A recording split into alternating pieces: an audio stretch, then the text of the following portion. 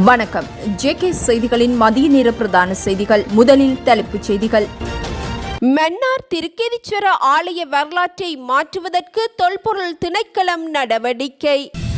பெண்ணொருவரின் ஆடைகளற்ற புகைப்படங்களை பரப்பிய சந்தேக நபர் ஒருவர் கைது. மேலும் பல அரச அலுவலகங்களை பத்திரமுல்லை பகுதிக்கு மாற்றுவதற்கு நடவடிக்கை. உயிர்த்த ஞாயிறு தாக்குதல் வழக்கின் எதிர்த்தரப்பு விசாரணை அடுத்த வாரம் ஆரம்பம். வெளிநாடுகளில் பதுங்கியுள்ள 93 சந்தேக நபர்களுக்கு எதிராக சிவப்பு அறிவிப்பு. செய்திகள் தொடர்கின்றன. மன்னார் திருக்கேதீஸ்வரம் ஆலயத்தின் வரலாற்றை மாற்றுவதற்கு தொல்பொருள் திணைக்களம் அத்துமீறி முயற்சிகளை மேற்கொண்டதாக நாடாளுமன்ற உறுப்பினர் ப. சத்தியலிங்கம் குற்றச்சாட்டுக்களை முன்வைத்துள்ளார். நேற்று நடைபெற்ற மன்னார் மாவட்ட ஒருங்கிணைப்பு குழு கூட்டத்தில் கருத்து வெளியிட்ட போதே ப. சத்தியலிங்கம் இவ்விடயங்களை குறிப்பிட்டார்.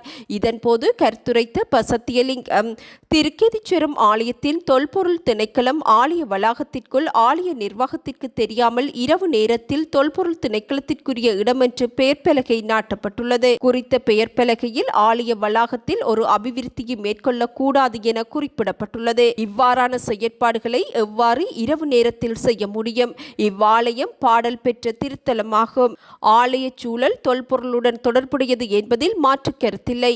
எனினும் ஆலய நிர்வாகத்திற்கு தெரியாது குறித்த பெயர் பலகையை நாட்டியது மாத்திரமல்லாது அப்பெயர் பலகையில் குறிப்பிடப்பட்டுள்ள வாசகங்கள் கூட அந்த ஆலயத்தின் உண்மையான வரலாற்றை மாற்றியமைப்பதாக உள்ளதாகவும் அவர் குற்றம் சுமத்தியுள்ளார். ஆலய வளாகத்தில் கண்டெடுக்கப்பட்ட மகாலிங்கம் தொடர்பாகவும் நந்தி தொடர்பாகவும் எதுவும் குறிப்பிடப்படாது முற்றிலுமாக வரலாறு மறைக்கப்பட்டுள்ளதாகவும் இவ்விடயம் மாவட்ட அரசாங்க அதிபருக்கு தெரியுமா எனவும் கேள்வி எழுப்பியுள்ளார். ஏற்கனவே அங்கு அகழ்வாராய்ச்சிகள் நடந்த இடங்களில் சில பதாதைகள் தொல்பொருள் திணைக்களத்தினால் நாட்டப்பட்டிருக்கின்றது. இதற்கு மேலதிகமாக தற்போது யாருக்கும் அறியப்படுத்தப்படாது பெயர் பலகை நாட்டப்பட்டுள்ளது.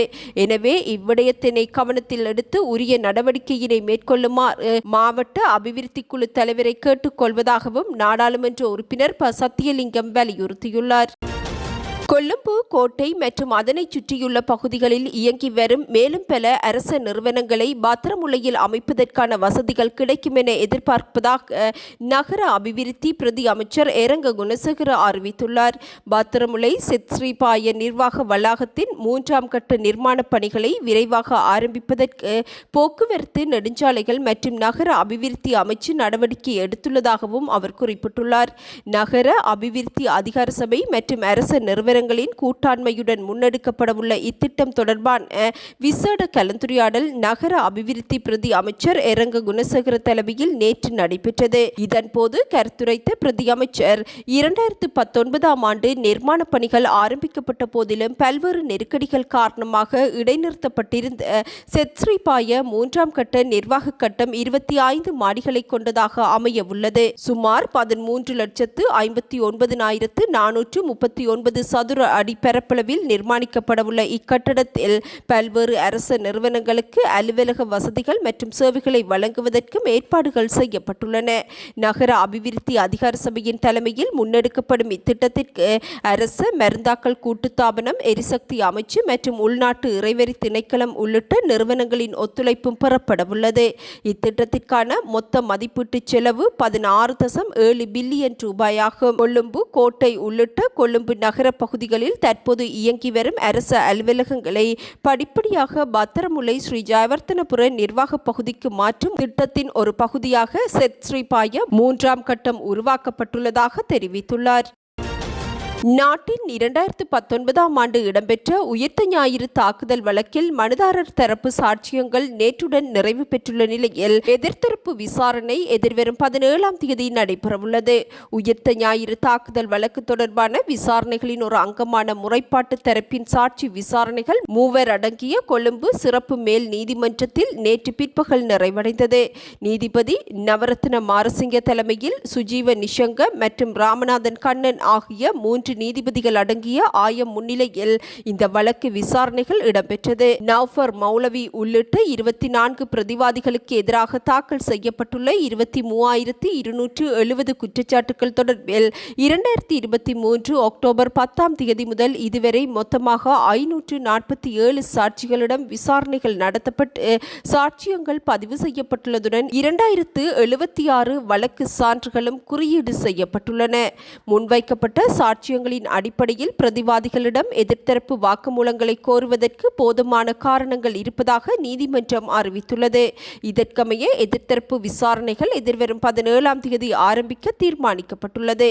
2017 நவம்பர் 1ஆம் தேதி முதல் 2019 ஏப்ரல் 21 வரை அனுராதபுரம், மாவனெல்ல, கண்டி, நுவரெலியா, ஹம்பாந்தோட்டை, காத்தான்குடி, கொழும்பு, தெஹிவளை போன்ற இடங்களில் சஹ்ரான் ஹாசிம் மற்றும் மரணித்த ஏனையவர்களுடன் இணைந்து தீவிரவாத சித்தாந்தங்களை பரப்பி ஆயுத பயிற்சி பெற்று சதித்திட்டங்களை தீட்டி தொடர் குண்டு தாக்குதல்களை நடத்தியமை மற்றும் அதற்கு உடந்தையாக இருந்தமை என்பது முதன்மை குற்றச்சாட்டாக பதிவு செய்யப்பட்டுள்ளது. அனைத்து சந்தேக நபர்களுக்கும் எதிராக வாய்மொழி மூலமான குற்றச்சாட்டு விபரங்களை கோருவதற்கு போதுமான தகவல்கள் சமர்ப்பிக்கப்பட்டுள்ளதாகவும் நீதிமன்றம் திருப்தியை தெரிவித்துள்ளது. அத்துடன் நீதிமன்றத்தின் தமிழ் மொழிபெயர்ப்பாளர் மூலம் சந்தேக நபர்களுக்கு இவ்விடயங்கள் தமிழில் விளக்கி கூறப்பட்டுள்ளமையும் குறிப்பிடத்தக்கது. 2026ஆம் ஆண்டின் முதல் 6 மாதங்களில் நாட்டின் வர்த்தக பற்றாக்குறை பெருமளவில் விரிவடைந்துள்ளது. இலங்கை மத்திய வங்கி வெளியிட்டுள்ள அண்மைக்கால வாராந்த பொருளாதார குறிகாட்டிகள் அறிக்கையின்படி இத்தகவல் வெளியிடப்பட்டுள்ளது. 2025ஆம் ஆண்டின் முதல் 6 மாதங்களில் 3270 மில்லியன் அமெரிக்க டாலர்களாக இருந்த வர்த்தக பற்றாக்குறை 2026ஆம் ஆண்டின் முறையான காலப்பகுதியில் 5489 மில்லியன் அமெரிக்க டாலர்கள் வரை உயர்வடைந்துள்ளது.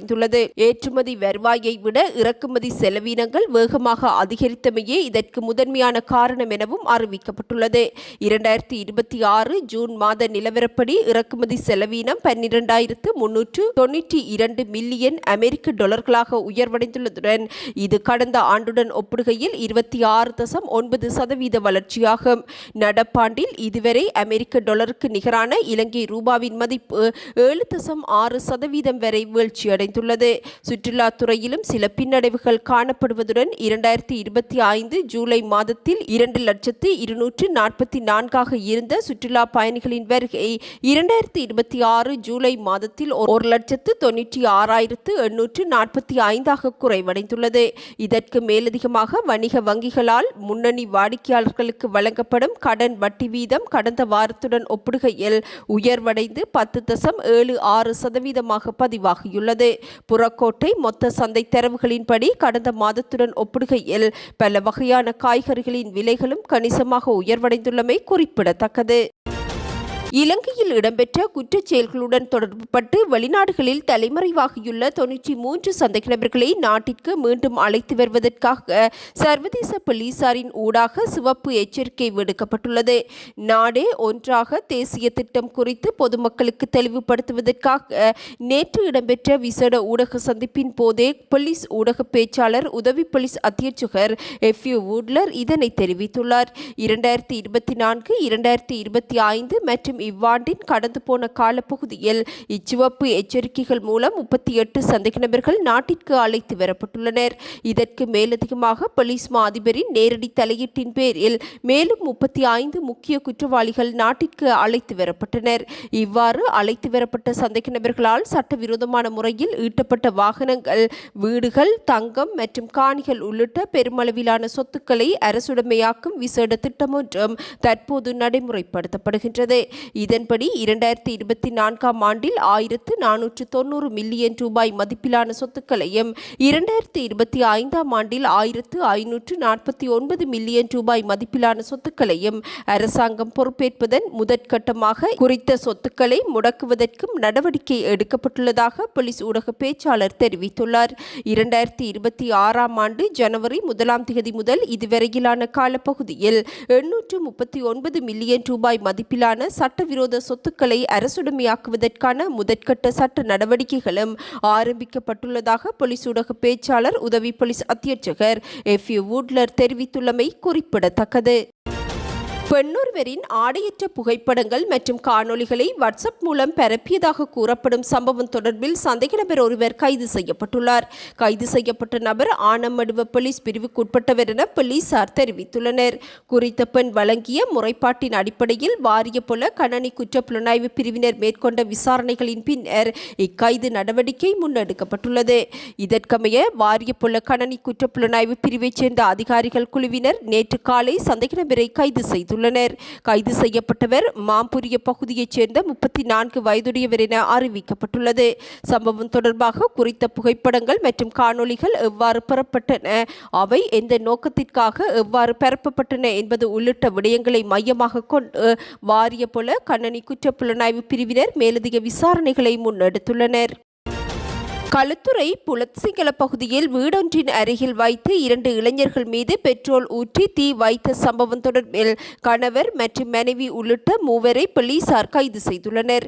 கடந்த 10ஆம் தேதி இரவு இடம்பெற்ற இத்தாக்குதலில் 2 இளைஞர்களும் படுகாயமடைந்த நிலையில் வைத்தியசாலையில் அனுமதிக்கப்பட்டுள்ளனர். பெண் ஒருவரை இளைஞர்கள் கேலி செய்தமையினால் ஏற்பட்ட வாக்குவாதம் வன்முறையாக மாறியுள்ளமை ஆரம்பகட்ட விசாரணைகளில் கண்டறியப்பட்டுள்ளது.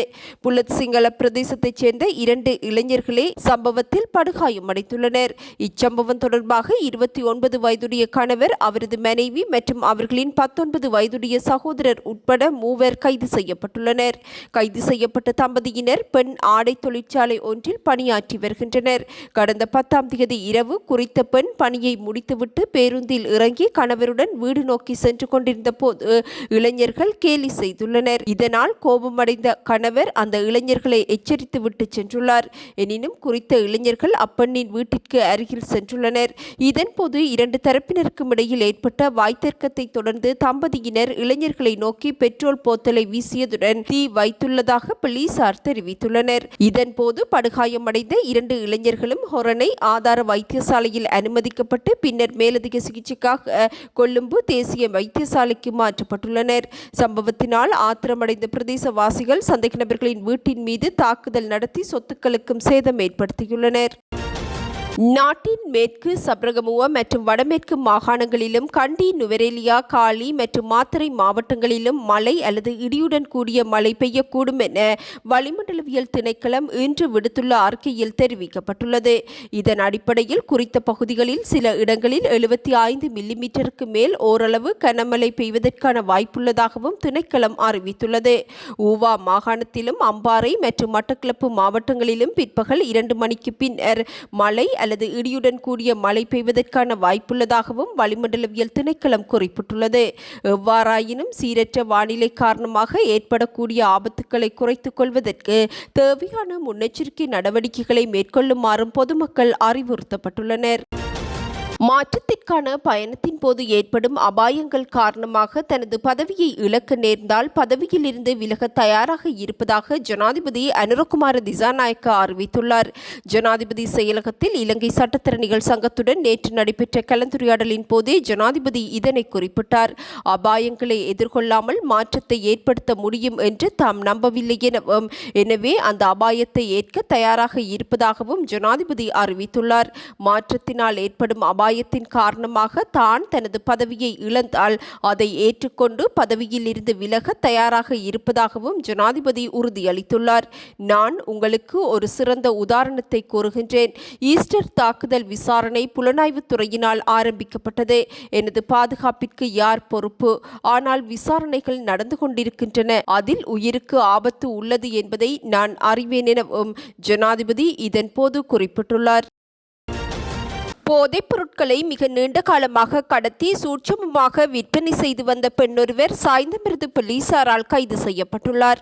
அம்பாறை மாவட்ட புலனாய்வு உத்தியோகத்திற்கு கிடைக்கப்பெற்ற இரகசிய தகவலின் அடிப்படையில் நேற்று மாலை சாய்ந்தமருது போலீசாரினால் மேற்கொள்ளப்பட்ட விசேட சோதனையின் போது கல்முனைக்குடி கிரீன்ஃபீல்ட் வீட்டுத் தொகுதியில் வைத்து குறித்த பெண் கைது செய்யப்பட்டுள்ளார். 40 வயது மதிக்கத்தக்க ஒரு பிள்ளையின் தாயான சந்தேக நபர் கணவரை இழந்த நிலையில் தனது உறவினர் மற்றவர்களின் உதவியுடன் நீண்ட காலமாக பல்வேறு போதைப் பொருட்களை விநியோகித்து வந்துள்ளமை விசாரணைகளில் கண்டறியப்பட்டுள்ளது. குறித்த பெண் போலீசாரின் வருகையை அறிந்து கொண்டதை அடுத்து வீட்டு திட்டத்தின் 9ஆம் மாடியிலிருந்து பல மாடிகளுக்கு பாய்ந்து சென்று தப்பிச் செல்வதற்கு முயற்சித்ததாகவும் அப்பகுதி மக்கள் தெரிவித்துள்ளனர். கைது செய்யப்படும் போது குறித்த பெண்ணிடமிருந்து 2310 மில்லிகிராம் ஐஸ் போதைப் பொருளையும் போலீசார் கைப்பற்றியுள்ளனர். இருவேறு சந்தர்ப்பங்களில் கைதான சந்தேக நபர் கல்முனை தலைமையக போலீசாருக்கு சவாலாக இருந்துள்ளதாகவும் போலீஸ் உயர் அதிகாரி தெரிவித்துள்ளார். போதைப் பொருட்கள் விநியோகிப்பதாக கிடைக்கப்பெற்ற தகவலுக்கமைய பெண் போலீசாரின் உதவியுடன் மாறு வேடத்தில் போலீசார் இவ்விசேட சோதனையினை மேற்கொண்டதுடன் நீண்ட போராட்டத்தின் பின்னரே குறித்த சந்தேக நபரை கைது செய்ததாகவும் போலீசார் தெரிவித்துள்ளனர். சிங்கப்பூர் கொடியுடன் பயணித்த MV நவாட்டா பூம் என்னும் பாரிய சரக்கு கப்பல் ஒன்று இந்தியாவின் மேற்கு வங்காளத்தில் உள்ள ஹூக்லி ஆற்றின் கரையில் கட்டுப்பாட்டை இழந்து விபத்துக்குள்ளாகியுள்ளது. குறித்த விபத்து நேற்று காலை உள்ளூர் நேரப்படி சுமார் 11 மணியளவில் இடம்பெற்றதாக இந்திய ஊடகங்கள் செய்தி வெளியிட்டுள்ளன. குறித்த கப்பல் மலேசியாவின் கிளாங் துறைமுகத்தில் இருந்து புறப்பட்டு கொல்கத்தாவில் உள்ள ஷியாமா பிரசாத் முகர்ஜி துறைமுகத்தை நோக்கி சென்று கொண்டிருந்த போதே இந்த விபத்து இடம்பெற்றுள்ளது. விபத்தின் பின்னர் மேற்கொள்ளப்பட்ட ஆய்வில் கப்பலின் திசை கட்டுப்பாட்டு கருவியில் ஏற்பட்ட திடீர் கோளாறு மற்றும் ஆற்றின் பலத்த நீரோட்டம் காரணமாக விபத்து ஏற்பட்டுள்ளமை கண்டறியப்பட்டுள்ளது. கப்பல் கரை நோக்கி செல்லும் போது மாலுமி தொடர்ச்சியாக எச்சரிக்கை ஒலி எழுப்பியதனால் அருகில் இருந்த படகுத்துறையினர் மற்றும் மக்கள் உயிர் தப்பியதாகவும் அறிவிக்கப்பட்டுள்ளது. எனினும் இழுவை படகுகள் மூலம் குறித்த கப்பல் மீட்கப்பட்டு தற்போது தனது பயணத்தை மீள ஆரம்பித்துள்ளதாகவும் அந்நாட்டு ஊடகங்கள் செய்தி வெளியிட்டுள்ளன.